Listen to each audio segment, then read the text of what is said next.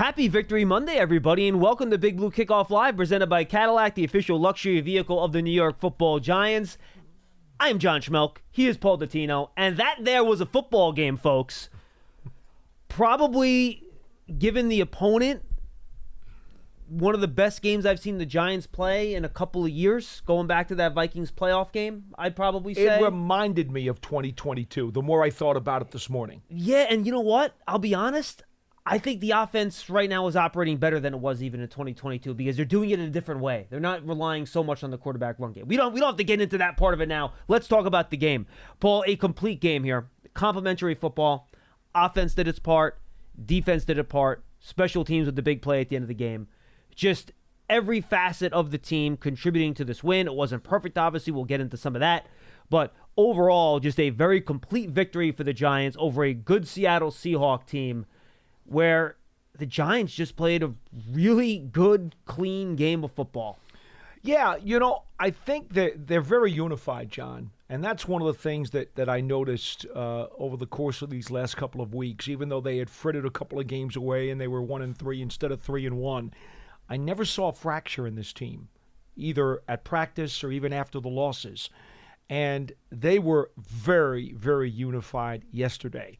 They believed in themselves. They had a great week of practice last week. And they go out there and, of course, get a 7-0 touchdown handed to them off the fumble, the great fumble on the goal line. And, because of that house of horrors that Seattle has been for them, could anybody blame them if they blinked? I'm sure that everybody back in New York was like, "You've got to be kidding me." Oh, of course. It was here we go again. And, Paul, even at halftime, I'll go back. You can guys go find the archive of the game on Sirius. Jonathan Casillas is sitting there. We're like, it's 10-10. And they dominated. The Giants had absolutely dominated the first half of play. Totally. For the folks that didn't quite notice exactly how dominant they were, I'll just give you a couple numbers. Giants outgained the Seahawks 225-90 in yardage, 15 first downs to 5, and time of possession 22 minutes to 8 in the first half. Was it 2 rushing yards? Yes, 2 rushing yards for Kenneth Walker III. Yeah. Yet it's 10-10.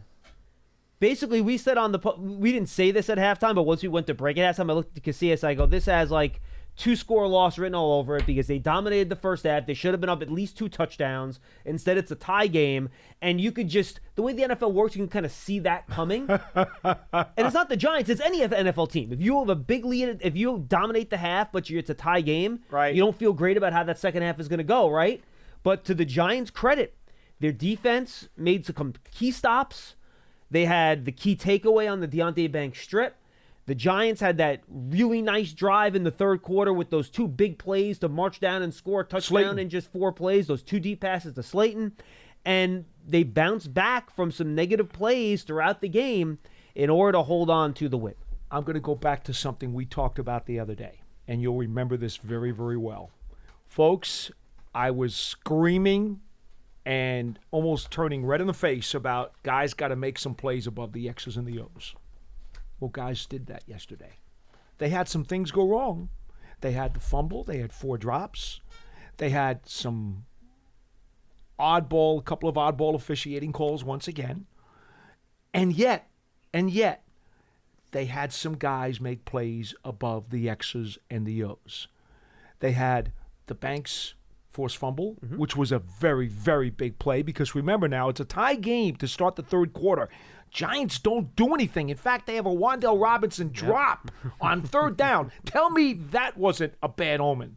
Oh, yeah, of course it was. And then in the first play of that Seahawk drive, Tyler Lockett in the cover 2 hole, 33 yards. Boom, and you're like, oh, boy, here we go. And then somebody makes a play above the X's and the O's, and Banks punches out that ball. Giants get the special teams play, of course, at the end, above the X's and the O's by Simmons and Ford Wheaton. On offense... Well, by the way, do you want to include one of the 3 Dexter Lawrence sacks? Might as well. Basically picked Christian Haynes up and carried him back to the quarterback. Goodness. My gosh. So Brian Burns on the 4th and 1. I won't tell you which of the coaches that I saw after the game, But I saw him in the celebratory locker room after the game when he was getting his stuff together, and I said, what did Dexter do to that poor guy? I mean, you ask a rookie to try to block Dexter Lawrence one-on-one. Kid, this ain't UConn, dude. And we all like Christian Haynes coming out, by the way. We thought he was a good day two pick. Yes. But you can't ask him to block Dexter Lawrence one-on-one. It ain't going to work. Coach, big, wide smile, right? And I said, him, one guy against Dexter all by himself with no help? Now, Coach just shook his head. He said, you can't win that. You don't have to answer me. I'm going to guess that was Dre Patterson you were talking to, because when he spoke to the media late last week, Paul, he talked about it was his job along with Shane Bowens this week to get double teams off of Dexter Lawrence. Correct. And that was a play where he did say did that. they send 6 guys on that play? I just finished going through the game. When did that sack take place, Paul? Do you remember off the top of your head? I'm going to go back and look at it now. I don't remember. Look, folks, I'm dealing with very little here. Oh, here we go. Yeah, so that was where Dexter destroyed Haynes and Tibbs won.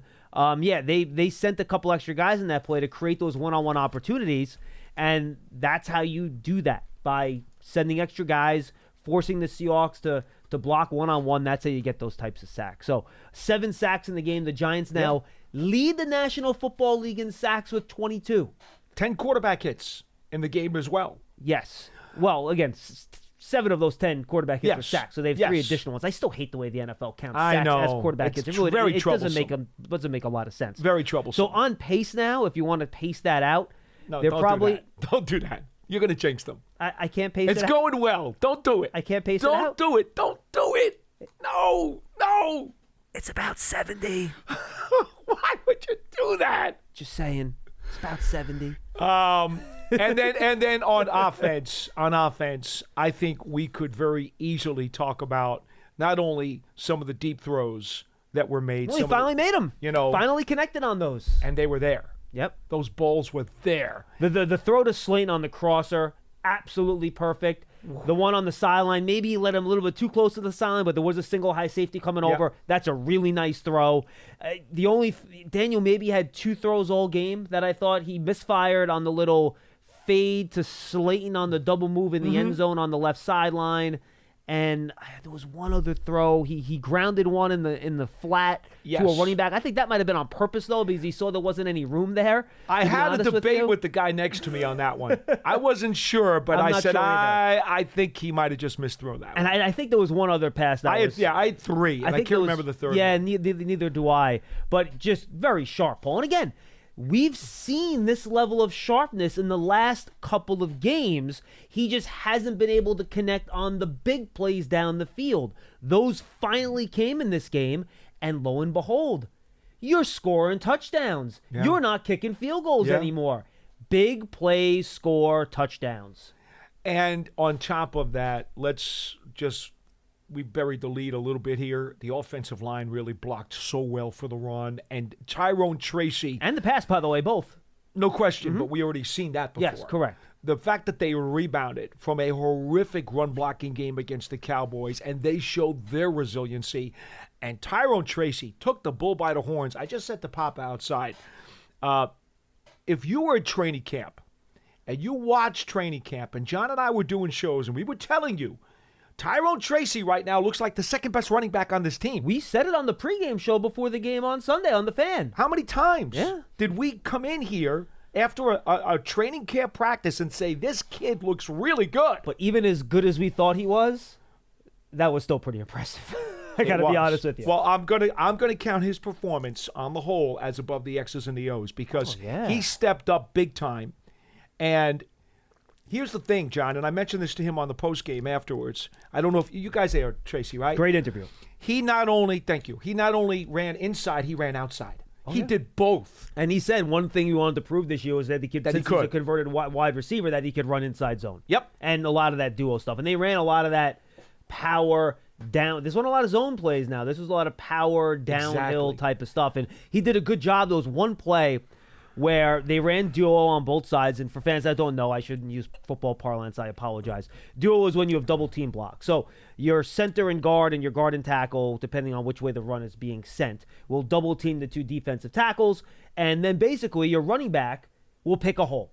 That's Wherever he finds the opening, He picks a hole, and that's how the play runs. And Tyrone Tracy, also known as a choice play. correct. So one play, he pressed it, and he was going to go in between the two duo blocks right in that A gap in the middle of the defense. He sucks the linebackers in. In fact, Brian Baldinger brings this up, I believe, in the Baldy's breakdown that's going to go up in a little bit. We already have it. We're trying to turn it around here and get it up. I can't wait to see that. Oh, he is so excited doing these plays. It was awesome. And he draws the linebackers in, then he pops it into the C gap, I guess it would be. I guess it was the B gap. It's between the tackle and the end. But he sucks in the linebackers. They lose their gaps. He pops it out into the outside gap, and that was the 27-yard run. So there were some above the X's and O's plays, and the burst, the vision, the sharp patience. Cuts, and then there were it was, I think, on that 27-yard run, there was patience too. He just outruns a linebacker to the edge. Like, it looked like it might even have been a safety, had an angle on him, and he just outruns him to the sideline. So, look, I don't want to get ahead of myself, and Devin Singletary is still going to be a big part of this offense, but Tyrone Tracy just earned himself 10 touches a game yesterday. That's what he did. I told, I think it was even on the bus when I told Papa yesterday, I said, hey, you know what? I don't want to take anything away from Devin Singletary. Okay? Yes, let's be respectful. He's the starting running back. No, and he's a good player. And he's been good this year, by the way. And he is a good player, and he has done some really good things for this team. I'm not so sure that with those same exact plays, same exact blocks, he gets the most out of them like Tracy did, because Tracy had some extra burst and speed. Yeah, he might not be able to get like that 27-yard run might have been a 12-yard run. There's a second gear to Tracy because of his wide receiver abilities and skills that Singletary doesn't have.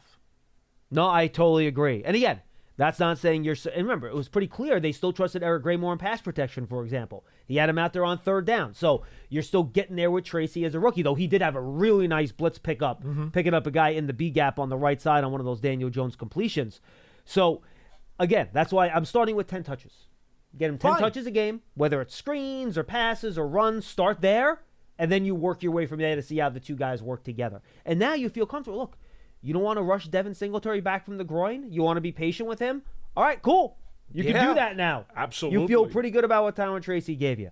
So those, to me, Paul, were the highlights from the game. We talked about the pass rush. The offensive line did great. Slayton. I just want to shout out Theo Johnson. I was about to say that. And the tight end's getting involved. The Giants' second leading wide receiver was Theo Johnson. He had one big play in there, too. He did. On the little play-action pass, he got behind the linebackers. Jones threw a nice pass on the crosser.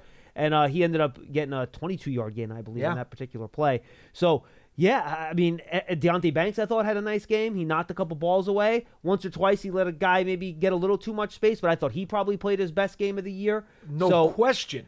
To me, this, again, all-around team win, Paul. I think we hit most of the stars. I want to make sure we get to as many of your calls, folks, as we can. Anything else, Paul, you want to add I think before we get to the calls? I think on Banks, 3 passes defensed, the forced fumble, and I think I had him allowing 2 completions for 21 yards that were directly on his man-to-man cover. That sounds right. And that's dynamite. Now, it's tough in zone. You don't know what his responsibility is and stuff like that. But Metcalf, Lockett, and Smith-Njigba did not ruin this game, John. No, they didn't ruin the game. You know, they did not ruin this game. And I'll tell you what, Paul, I felt like, again, I was in Bizarro land because I watched as the Seahawks had guys open up down the field open, but Geno could not get the ball out. Because the pass rush got there too early. On one of the sacks, they almost ran. It was a very similar play to the play the Giants ran when they hit Slayton on the crosser, when they brought Hyatt across the field from left to right and Slayton from right to left. Yes. Seahawks ran a similar play, except it was in Njigba and I think it was Metcalf. They were running similar crisscross posts. And I don't remember it. No, I mean, there was a reason it was a sack. Oh, so okay. But what I'm saying, I remember. And Jigba's about to open, like he is like 3 yards of separation. This is going to be like a 30 to 40 yard play, and Geno has to step up in the pocket. He can't get the ball off, and he ends up getting sacked. So the pass rush did make a difference in preventing some of those plays down the field because you're getting home. And again, complementary football, pass rush helping the secondary. Yeah. So just overall, a really, really good game of football. Again, plays above the X's and the O's by all the units. And that's, to me, the biggest thing that was missing from the 2 losses. Your best players played well, and they made big plays. That's it. And that's what you need if you're going to win football games. So now 2-3, John. And you know what? How about this? My dad asked me about this. And just to update the standings in the division, as we all predicted, the Commanders are 4-1. We all knew that. We all knew that was going to happen. In the bizarre world of the NFL. And I will take my L on that. No one was harder on the Commanders this offseason than I was. I did not think they were very good, to be honest with you. And Jaden Daniels, I liked him coming out. He was a top 10 player for me. He is. He's been a lot better than even I thought. It's 2 weeks in a row now, right? He's really good. Yeah, three weeks really. He was pretty good in the game after they faced the Giants too. So he's been very good for 3 straight weeks. The Eagles are now 2-2. They had the bye this week, and the Cowboys are 3-2. So real dogfight right now in the NFC East, as all these teams have shown that they can win some football games. Yeah, I watched the fourth quarter of the Dallas game on the plane. Really nice drive by Dak Prescott at the end of that game. It was very impressive. He had some bad turnovers earlier in that game, though. Oh, man, I'm not sure how much you saw. He had some only the fourth quarter. He had a sack fumble in the red zone, and then he threw an inexplicable interception also in the red zone, looking for CeeDee The one he Lamb. sailed over the middle? No. There was a pick over the middle. That was another pick in the second half. That was on the deep post or deep seam route, I saw that. No, there was a first half pick where they were playing like deep zone against Lamb, and he kind of just threw it right to the defensive back. It was Chris Collinsworth literally sat there. He goes, guys, I don't know what Dak was thinking on that play. I don't know if it was a miscommunication or what in that Chris Collinsworth, exasperated voice. But anyway, it was a good one for Dallas in Pittsburgh. Tolbert made a heck of a play on the touchdown because the DB was on him. The throw was right there, and when the ball came in and he caught it, the DB was able to get his hand in and tried to rip it from his elbow. He didn't get to the ball, but he tried to rip his arm down. And that's exactly what you want to do. And Tolbert showed a lot of grip strength on that. Tremendous strength to hold on to that ball. And, of course, I kind of wanted to jump through the window of the plane at that point because I was really not happy. All of us wanted Tolbert to drop the ball, obviously, but I'm just very surprised the Cowboys, without DeMarcus Lawrence and Micah Parsons, were able to win that game, which is that's one you wanted to stick an L on them. Correct, but I believe their next 2 games are the Lions and the 49ers, so those will be 2 very tough games for them. And the Niners losing to the Cardinals. How about that? Just a wild, wild day in the NFL. I'm still catching up on scores. But while I was doing the pregame show, and then we usually throw it up to Bob and Carl in the booth around, I guess it was around like 4 o'clock for the 4:25 start, give or take. So we got to watch a lot of the ends of the 1 o'clock games. Okay. Oh man, they were wild. The Colts game-winning field goal. Bengals-Ravens game-winning field goal, Houston-Bills game-winning field goal, all in like the last 30 seconds of the game. 3 wild finishes. It was a great 1 o'clock slate. I don't want to get ahead of myself, but I'm glad you mentioned the Bengals. They blew a very large lead to the Ravens, had to go to overtime. Yeah. And then lost. Their defense is struggling. Big time. But their offense is very, very good. So we're going to have a lot of chances to talk about the Cincinnati Bengals in this upcoming week. Let's not do that yet. I do wonder exactly where their mindset is at right now at 1-4. Well, they're desperate, that's for sure. And they are. Situation for I'm them. glad the Giants don't have to go to Cincinnati. That is true. But the Bengals offense, 5 touchdowns for Joe Burrow in that game. And Jamar Chase is pretty good, by the way. 190 receiving yards, they I believe, have on 10 talent, catches. those guys. Yes, they're very good. All right, 201-939-4513, 201-939-4513. Giants Little Podcast, Rapid Reaction, Toomer Madeline, correct, Pearson? That's up there right now. I'm recording with Baldinger at 2:30 today. That'll go up tomorrow morning. Pearson's doing yeoman's work. You guys got off the plane at what, 2:30 a.m. yesterday? 2:45. 2:45. So everyone's a little bit tired, but we will get this content turned around for you. Let's lead off today, Yank folks. We'll only have one line. I think we're getting close to getting our full complement back, but just one line today. We know it works. We don't want to mess around with anything. So we want to make sure we get as many of your calls as possible. Let's go rapid fire if we can. Let's start off with Greg in Atlanta. He's up first here. Greg, what's going on? Hey, how you doing, Paul and John? We're good. Hi. I'm calling, man, because I was trying. The last time I called, I had heavy criticism about Daniel Jones and how we were looking. But I just want to say now, I'm being honest, I am so happy. Even in our losses, we look good. We're fighting. It's coming down to the last quarter. The loss, I feel like the loss to the Vikings, 28-16, if I can remember. That wasn't too bad. I mean, it seemed bad because we were starting the season. 28-6. And Greg, it was bad. It was bad. Week 1 was bad. I try to forget about that game because it was really that bad. But Greg, at least it was a bad loss to a really good team, and the Vikings right now look like the best team in the conference. So yeah, they do. That's something. That's what I'm trying to lead to, and I feel like if we were to meet them again in the playoffs, the outcome won't be the same.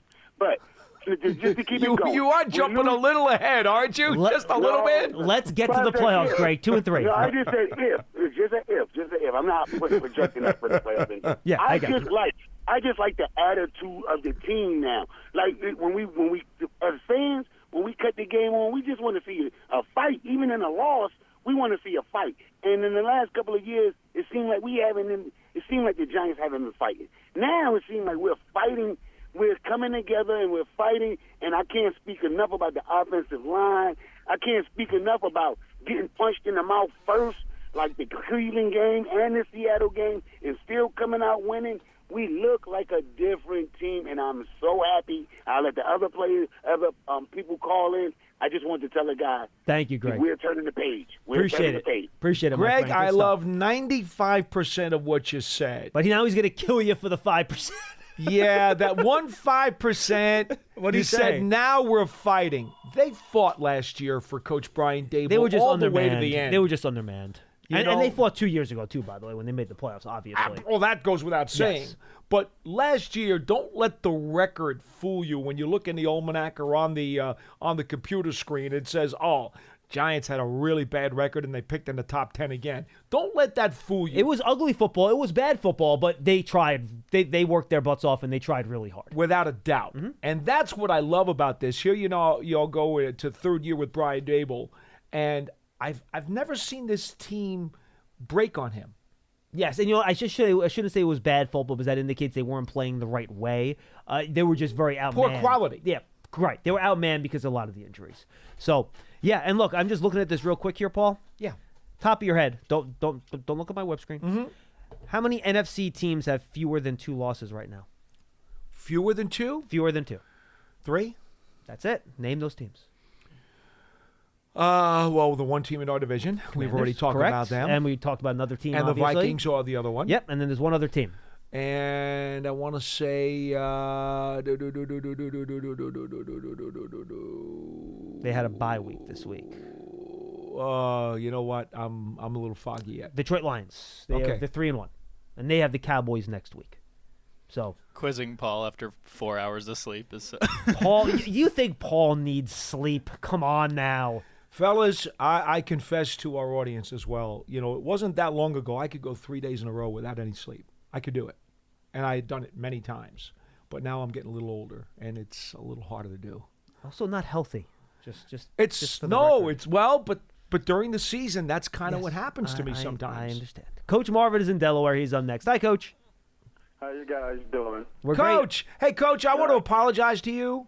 Last week when you were on, you presented a hypothetical that one of the writers had come up with, and you were trying to build a point off of the hypothetical, and I might have been a little short with you, and the reason was because I don't like to talk about hypotheticals that are published elsewhere that we know not to be true. Right. And if you took any offense, I really do mean this. I apologize because I don't even want to know. No, you don't. Don't even want to know. But to even discuss those gives a measure of some credit, and I don't like to give any airtime to stuff that we know is totally a farce and basically comic book material. So I apologize. All right, now I kind of want to know. It's okay, Paul. It's just conversation, and I agree. I'm not that type of person working where I used to work at, and that's one thing I don't like is these people coming up with these crazy stories. But that was a story that it was hypothetical. I used the word if that was true. I know you did. I know you did. I just didn't want to use any airtime on it. That's all. Yeah, and now that question was answered this weekend. Hyatt, he's not aggressive. I don't know if he's thinking too much when he's running his routes or something. I'm not sure, but he had his chance this weekend, and they were outstanding yesterday. I had to take a second look and say, who's in this uniform? Who are the people in this uniform? They competed, and I always believe there's 3 steps to winning. And the first step is your team have to compete. And in the last, 4 games like that, they've been competing. And that's all you can ask your team to do. I mean, when you're competing, you got 2 teams competing, somebody's got to lose. And it's going to come down to a mistake somewhere. And this was one of those games where, they both was playing pretty good, and it was coming down to a mistake, and they both were competing. But the Giants out-competed them. But my hat's off to the offensive line. I think that's where the leadership is coming from. It should come from, because the offensive line was just outstanding. Only a 25% pressure rate allowed in this game, which was top 10 in the league in Week 5, Marvin. And Right. again, in the run game, you saw the room they created for Tracy. Just a really, really nice job. And if I can Right. throw out a bouquet to JMS, because I thought it was the best game he's played. Yeah, I think that's probably true. You saw him get in front of that one screen in the first quarter? Woo! Wow. The screenplays were beautiful this weekend, and they were really not a screen team. The Giants haven't been a screen team, but this team has done well with the screen game, and that's very good. That's tribute to the offensive line, and Dabo, you got to give him credit. We were talking about the running Carmen back Brasillo, play. too. Throw that out Yep. there.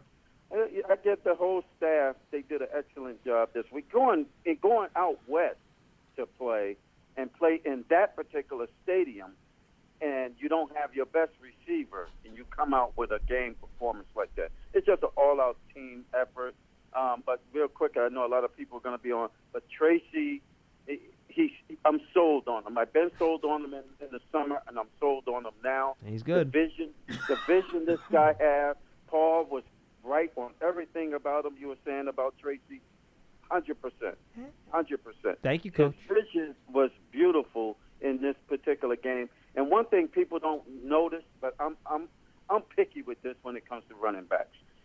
You have to protect the ball. If you go back and look at the film, it should be natural. We had drills to make it natural. He would change hands in the midst of a crowd to the hand that is out, the ball to the outside. Mm-hmm. Singletary, if you look at Singletary, he never changes hands. He's always got the ball in his right hand. And if you look at his fumbles, they've been punched out in his right hand. That is true. You can get it punched out on the outside arm, but it's a little harder to do it than when it's on the inside and the defender's coming from the inside. Mm-hmm. But if you look at Tracy, it's natural. His ball carrying when he exchanges hands. You can go back and look at those highlights. Just watch his hands, how he exchanges I'll do the it. ball from one hand to the other. In the crowd, he will do it. And it's just natural. Thank you, Coach. So, great game, guys. Yeah, I'll talk to y'all next time. Appreciate Be good. it. And look, I think in terms of the ball control, I wonder if in some ways getting that wake-up call last week on the fumbled kickoff might have, reminded him, protect the ball, because I'm sure the coaches were all over him about that. It didn't end up hurting the team because the ball flew right into somebody's hands. I forget who ended up flying to.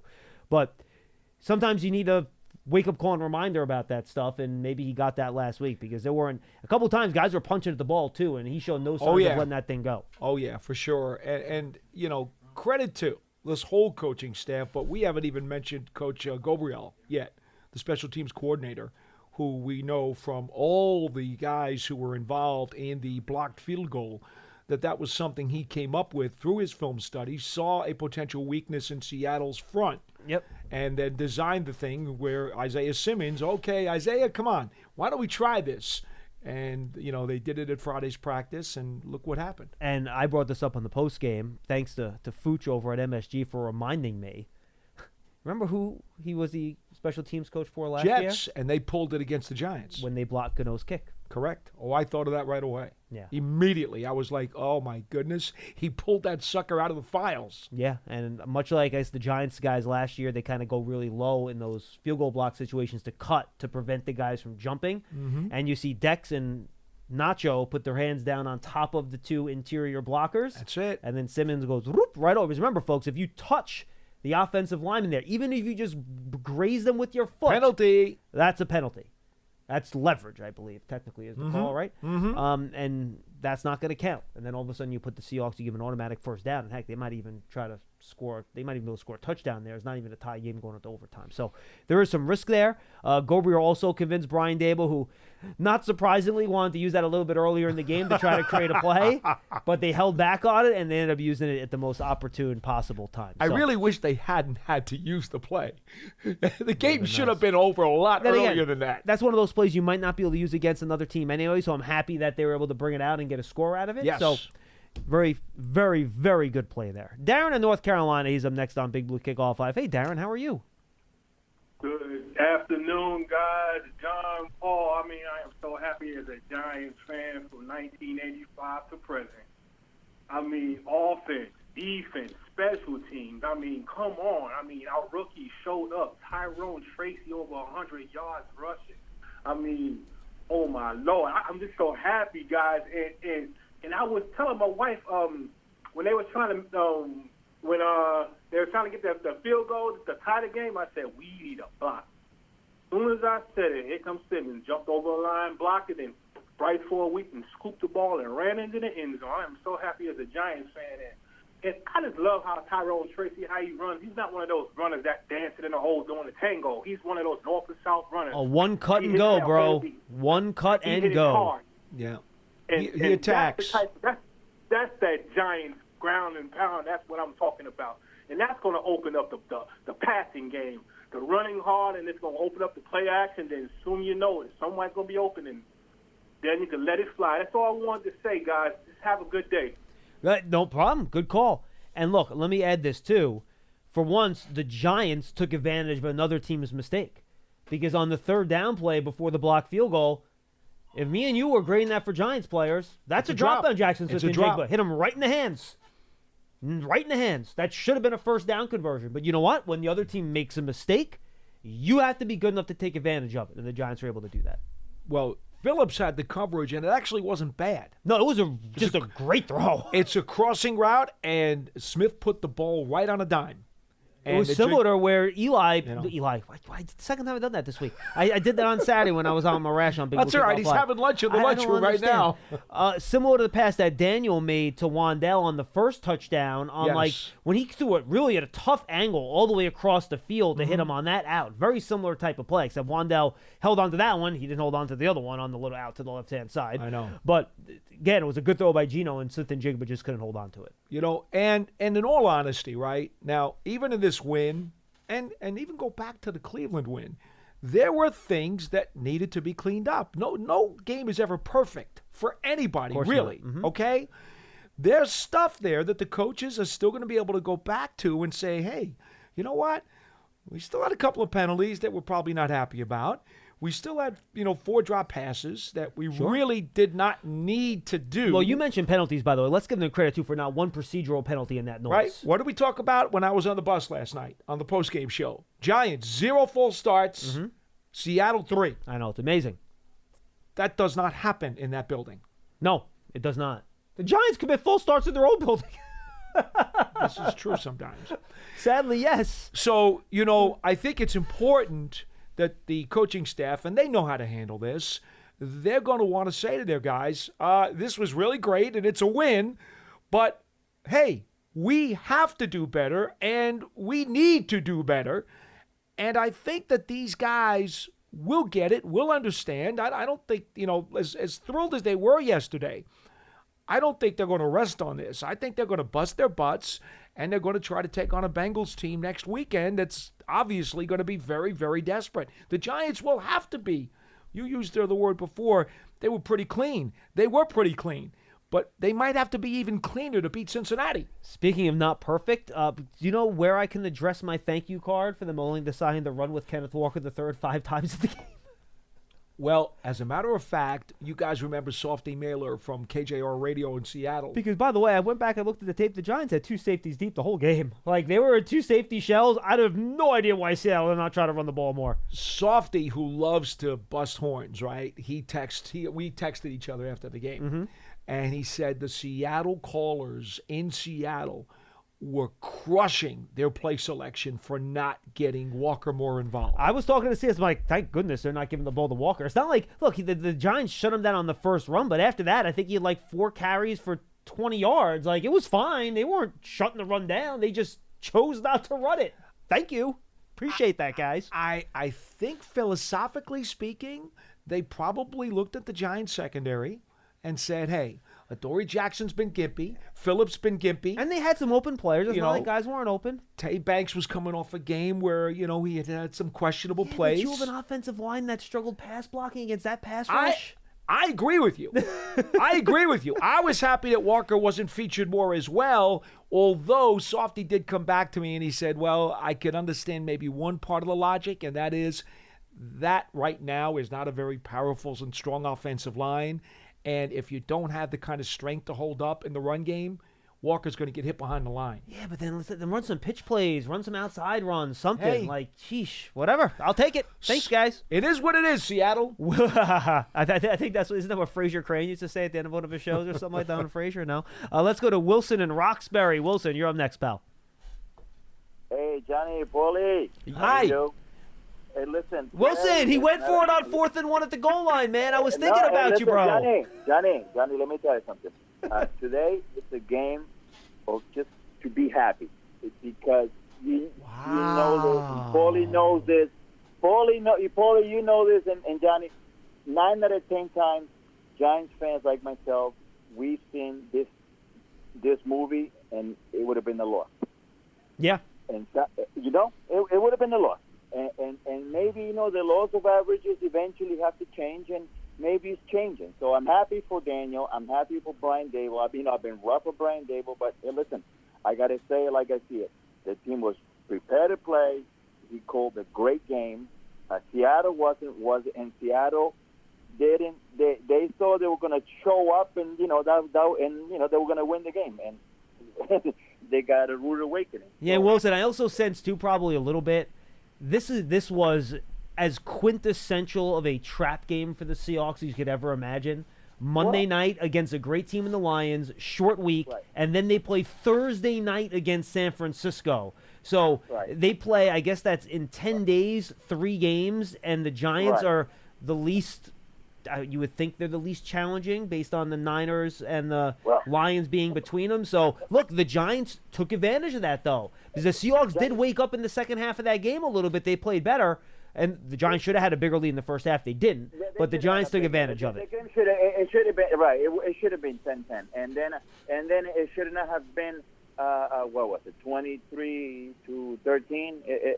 When they stopped them on 4th down, that was the game. I said if they score a touchdown, the game is over. Unfortunately, but listen, sure, whatever. They found a way, and sometimes you need that win, to like jumpstart the season. You never know. It's only one game, but I'm happy for everybody. And another thing, though, on this running back, Tracy, listen, I know you don't lose your job to injury. I know that, and I know it's just one game. But this kid, he's got that it factor. He's got like that third gear, that. I haven't seen that. I think it's got a third gear, even more impressive than Saquon Barkley at his prime. Because Saquon, no, don't go there, Wilson. Please don't. Please don't. No, Paulie, I'm not comparing. I'm just saying that Saquon used to do a lot. Saquon used to go like a lot side to side, and and sometimes he will get like a 70-yard run, and then he will lose. But this kid just hits the hole and boom, goes. Tracy did look more decisive. Thank you, Wilson. Appreciate the call. I'll give him that. Tracy looked more decisive, especially for coming fresh out of the box. And he runs with power, too. Like, you saw it a couple of those plays. He will lower his shoulder and run into guys. Like, he'll do it. I do want to mention also, in my interview with Tracy after the game, he was very, very, very specific, and not just mentioning the offensive line and what they did for him yesterday, but he said that Devin Singletary really coached him up. Oh, did he? Week. He did. Nice. And that's part of the reason why this coaching staff, not only that, but also Joe Shane, wanted Singletary here. They're big on this guy's professionalism. And Singletary was helping to mentor Tracy during the course of the week. He said he couldn't thank him enough, and also mentioned Daniel Jones, who did a lot to help him too. Now, I think there's a chance what the Giants did this offseason, specifically, you know what, I guess I'll include the draft. It has a chance. I don't want to get a lot of hyperbole here. But if it continues to go the way it's going, this offseason's moves could have a chance to really, I'll choose my words carefully, move the needle in a positive direction. How about just say productive? For the organization. I want to be stronger than productive. Okay. Because highly productive? This offseason, I was going to use a word like that. No, I'm not even going to say it because I don't want to jinx anything. Impactful? It was going to be over the top. Oh, for you, that would definitely be a stretch. I was going to go into Paul Dottino land. Whoa! But think about it. Their big goal this offseason, I wrote this for Cover 3 for the website, not sure if it's up yet. Their big goal this offseason in free agency, pretty clear. Improve in the trenches. Mm-hmm. They lead the league in sacks. Check. Get the offensive line fixed on the offensive side of the ball, trenches. So far, do they have a top 10 offensive line in the league? No. But are they right there in the middle of the pack? Absolutely are. All right? Love an Illuminor. Check. You want to talk about a veteran presence? Paul mentioned Devin Singletary. Pearson, absolutely right. What kind of veteran presence has Jermaine Illuminor been as a leader on that offensive line, especially being familiar with Carmen Barcelo, understanding what he wants? Huge addition. So you get those groups of guys, still Runyon in there and Van Roten. 3 out of the 5 offensive line starters signed this offseason of free agency. It's a big deal. It's a big deal. Then you throw the draft in. You have your number one weapon at wide receiver. You've seen what Tyrone Tracy can do at running back. You have your starting tight end. You have a starting safety. You have your starting slot corner. I mean, this, if it continues to go the way it's going, and you walk out of this offseason adding, and I'm just doing the math, folks, adding 10 starters in one offseason, that's ridiculous. Ridiculous. Now, some of these guys are veterans, are on short deals. I don't know how long they're going to be here. Fine. 10 starters, one offseason in the first year? That's very, very good. We have gone the whole show without even mentioning that Tyler Newbin led the team with 9 tackles. And by the way, a fumble recovery. On the Brian Burns sack, his discipline covering Kenneth Walker, Pearson pointed out to me earlier, in the slot, in the flat, is one of the reasons, because Gino could just flip that ball out there. Oh, no doubt. And Burns wouldn't get home in time. Burns was shot out of a cannon now. He got a good jump. He split a double team. Yeah. And I think they thought that he was going to fall for the play action and not shoot upfield as fast as he did. Well, he did not. Did you notice, too? And he said in the postgame, too, he's like, no, guys, when I saw the way they were lined up, he called it, I think, Trump or something like that, the way they were lined up on top of him, something like that. Not the politician, relax.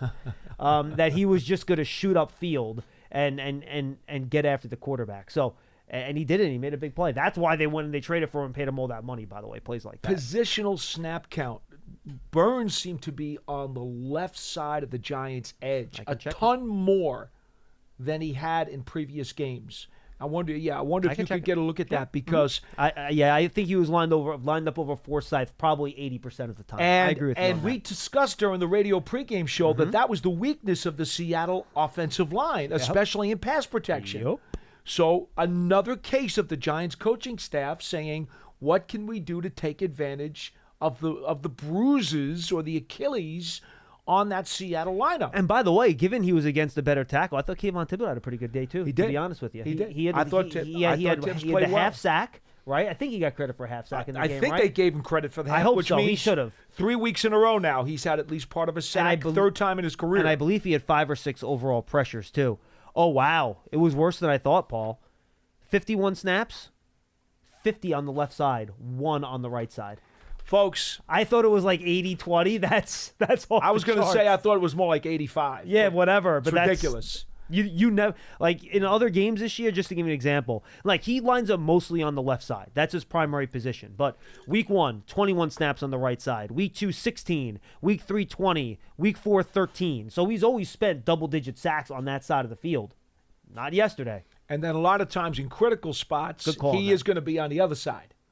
But here's the thing, John. You know, you think about this staff, right? You had the running back staff, and you had Brian Dable, who also, particularly, I understand, did a great job with Tracy during the course of the week, preparing him for this job. You had Gabriel coming up with the scheme on the blocked field goal.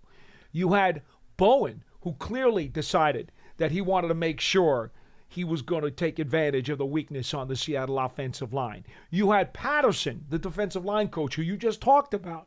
We're going to find a way to make sure Dexter gets some isolations. Yeah. Think about the job that this coaching staff did top to bottom. I don't want to leave a bouquet out for them, because up and down, they did as good a job as you could do to prepare this team to play above the X's and O's. Let's go to Harold in San Diego. He's up next. Hey, Harold. Hey, good morning. How you doing? We're great, man. Well, I'm so happy, and I just want to say that I feel like Slayton is like the Rodney Dangerfield of this team. He's so underappreciated. They keep on saying, we got to go out and get a number one receiver. We got to go out and do. What about Slayton? I mean, he's led the team almost every year in those long catches and whatnot, and I'm really happy to see that he had one hell of a game. But that's my only comment. No, Harold, great point. And look, the wide receiver core had to step up in the absence of Malik Neighbors, and Slayton did that. Now, I'm sure he was annoyed about that drop he had in the first half on the sideline, on that little short pass into the flat. Whatever, not a big deal. It wasn't a killer. But overall, he created separation.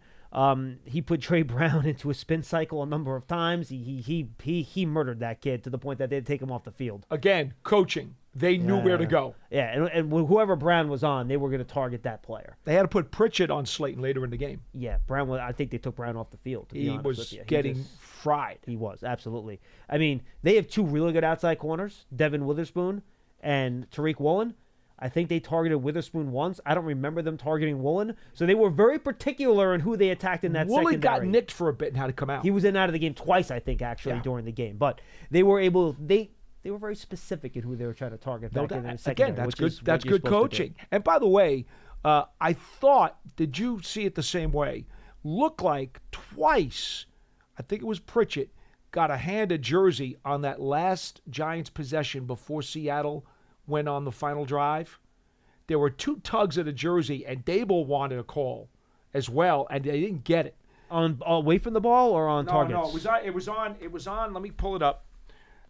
It was the fourth quarter, and we're talking about.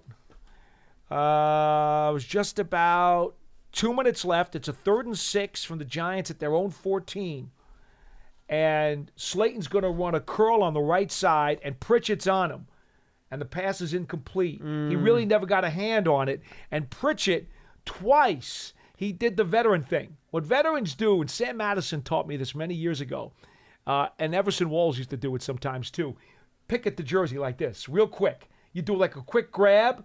He did it twice, once with one hand, once with the other hand. Ball comes over. Slayton can't make the play on it. It wasn't a drop.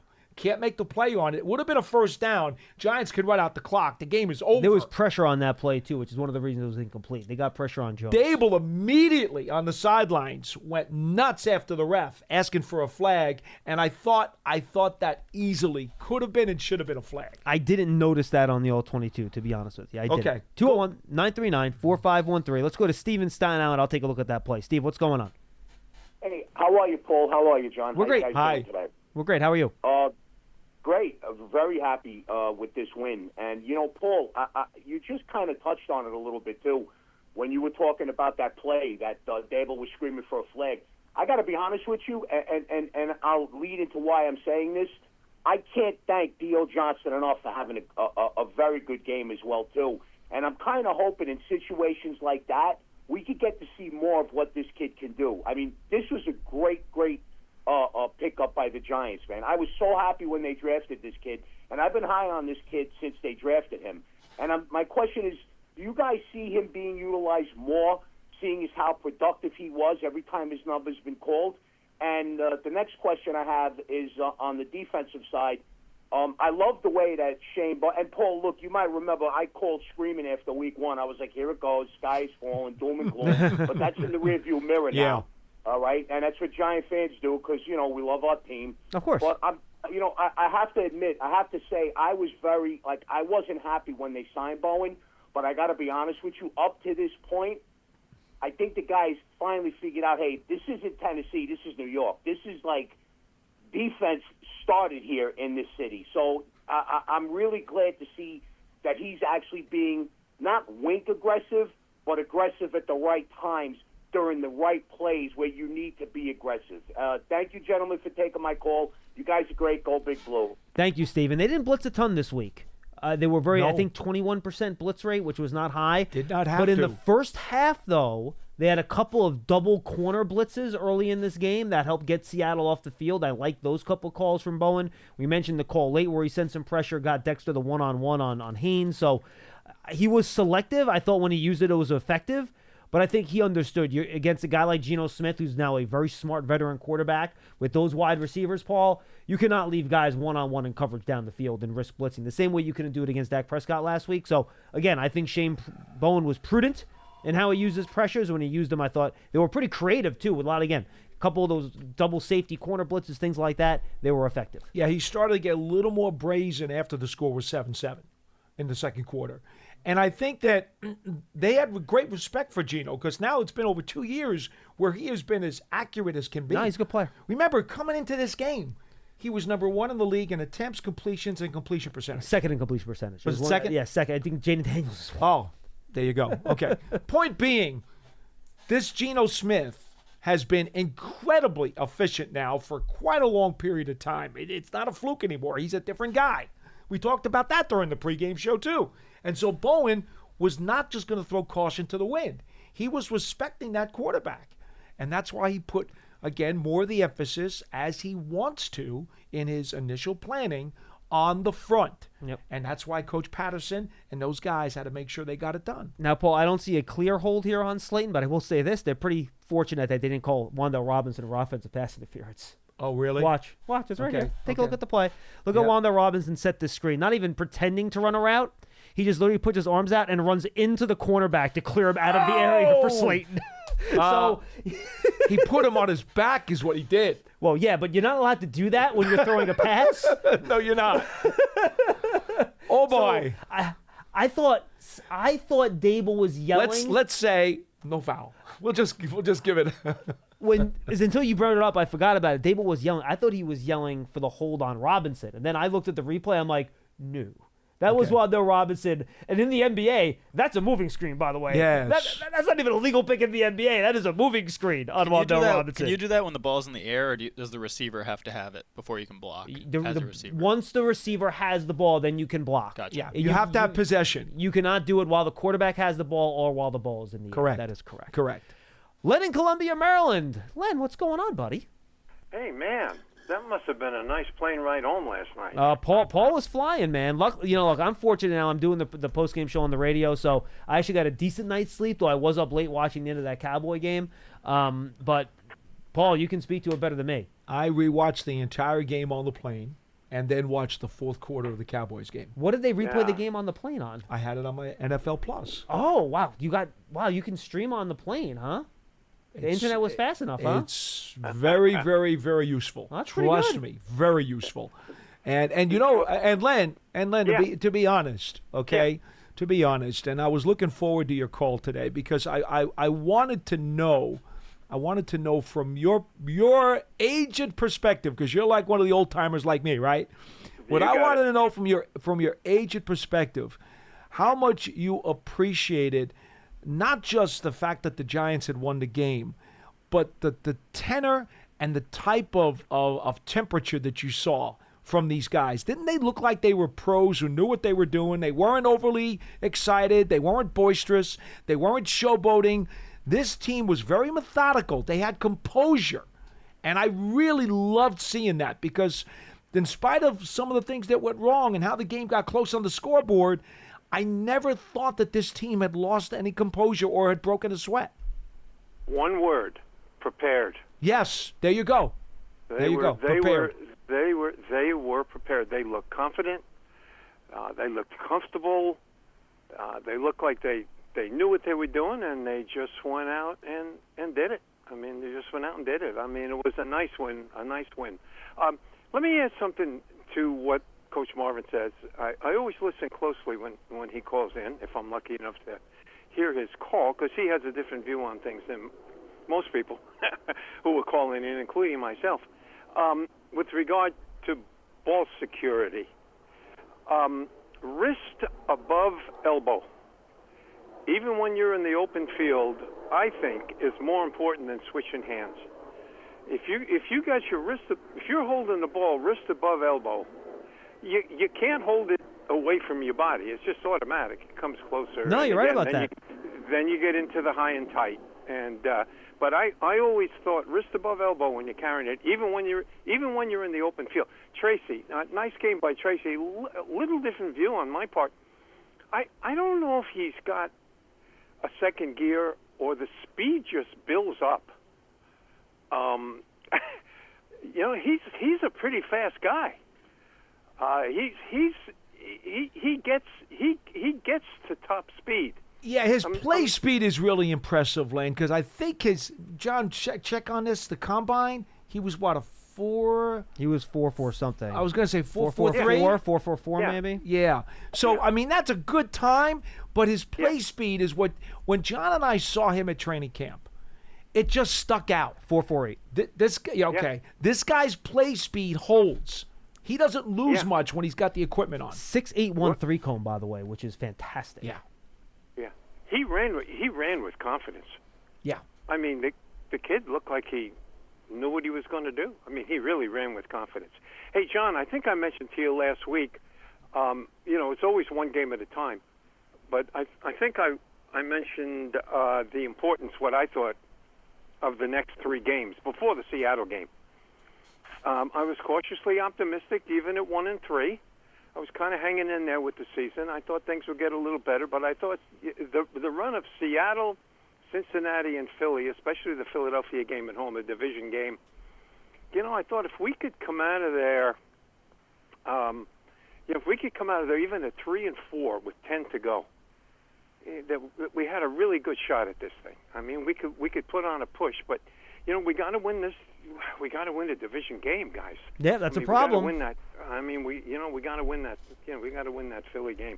All right, listen. Hey, nice win. In fact, Len, even worse. You don't like the fact that their only 2 wins are in their only 2 AFC games. They're 0-3 in the conference right now, which is not okay. We really had to take this in the other direction. We had to turn around what was a gloriously sunny day and put a couple of rain clouds on it. Really? No rain clouds from yesterday. It's just looking at the season as a whole, Paul. Come on. Well, John, we did get one conference win. I mean, we did win the Seattle game. Yes, a good point. Yes, that's correct. Yes. All right, let me say one more thing. Putting Theo Johnson aside for just a second, and he had a nice game yesterday. I think you guys are going to feel the same way about this. You can't win in this league. I mean, you can win a game. You can go 4-13, but I think the tight end position is so underestimated by people. You have got to have a tight end game. It doesn't have to dominate, but it just has to be consistent from week to week. I mean, 5 catches out of the tight end position. When was the last time we had that? I think that contributed greatly to that win yesterday. They were quiet plays, but I tell you, you're moving the ball forward. Yeah, I agree. I agree that the play selection was very, very good. It made a lot of sense. The balance.